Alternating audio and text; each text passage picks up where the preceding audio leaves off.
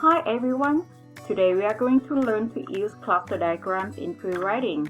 First, let's start with what is a cluster diagram? This is our cluster diagram, a graphic organizer. Similar to a mind map, a cluster diagram is a nonlinear graphic organizer that begins with one central idea and branches out into more details on the topic. It helps gather many ideas and sort into categories. And in the pre-writing stage, cluster diagrams are used for brainstorming. Now let's take a look at our diagram. You can see a lot of circles. You see a lot of circles connecting with each other by arrows. Each circle represents each idea, and the central circle stems off to other circles around it. And today we are going to write our ideas in the circles.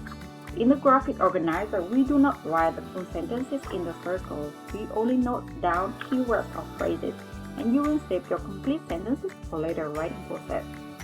So, how to use cluster diagrams in pre-writing? We are going to use a cluster diagram with our essay topic. The writing topic is Children are learning to use computers at a very early age. What are some effects, positive and negative, that computers can have on children?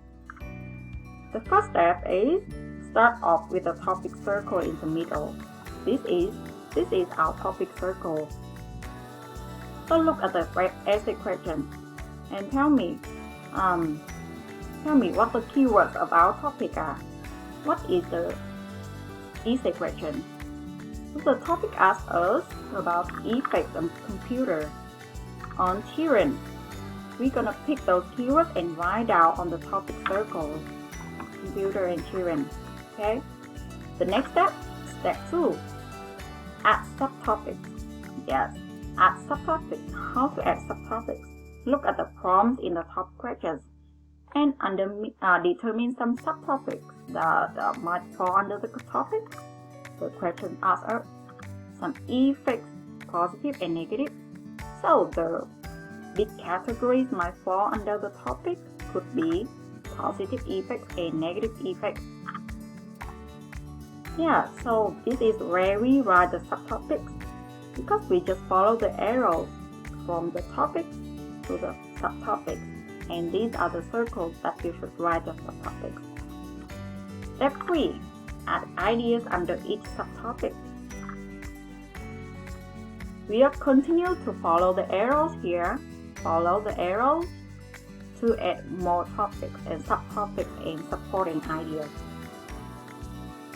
And actually, as you can go many levels deep as you need to. In our topic, we start with positive and negative, then be more specific, and we go deeper further into the diagram. Now let's brainstorm the positive effects of computers on children. Just let your thoughts flow and jot down any word that comes to your mind around the positive effects.